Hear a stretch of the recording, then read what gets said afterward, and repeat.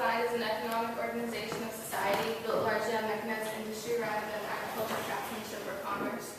So it really began when factories kind of had a prominence in like Western Europe and eventually in the Americas and in parts of China, and it replaced sort of the importance on agriculture or individual craftsmanship.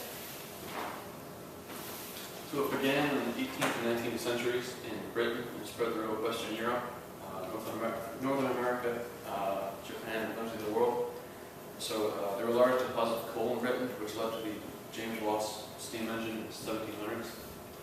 So the steam engine replaced water power and allowed factories to be operated anywhere, not just near water.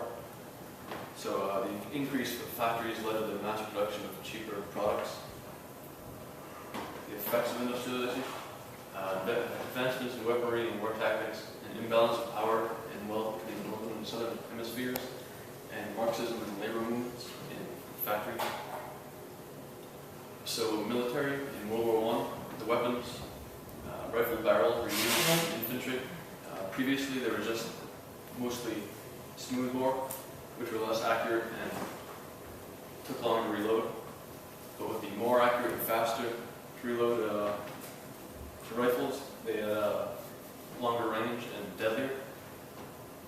And artillery, again, had a longer distance, and they were more deadly because they had explosive rounds and which kicked up more shrapnel, which is pretty much just stuff flying through the air really fast and causes head damage and death.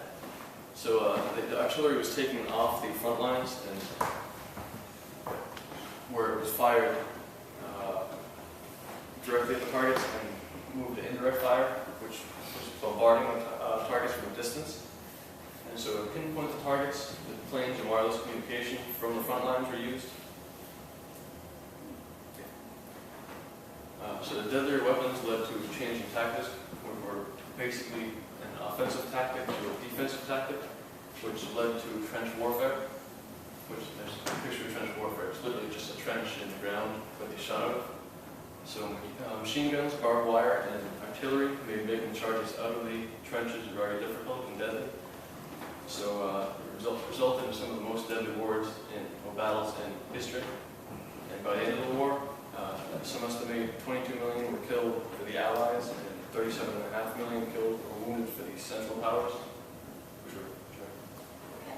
So industrialization was reliant on abundance of resources, and aside from a surplus in coal in Britain, most of these nations lacked resources that were produced in the factories.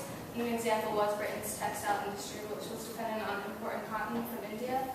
And it began in the northern hemisphere, and it really stayed in the northern hemisphere for the entire time period of industrialization. And colonization of countries in the southern hemisphere, such as Africa and South America, it secured resources to be used by northern powers, and it prevented any advancements in the southern hemisphere, so the north could keep dominance. And that's just a little bit there to kind of separate it. Even though Africa is in both sections, it was completely kind of controlled by Europe. So the colonization of Africa in the southern hemisphere, so Europe colonized Africa to secure resources.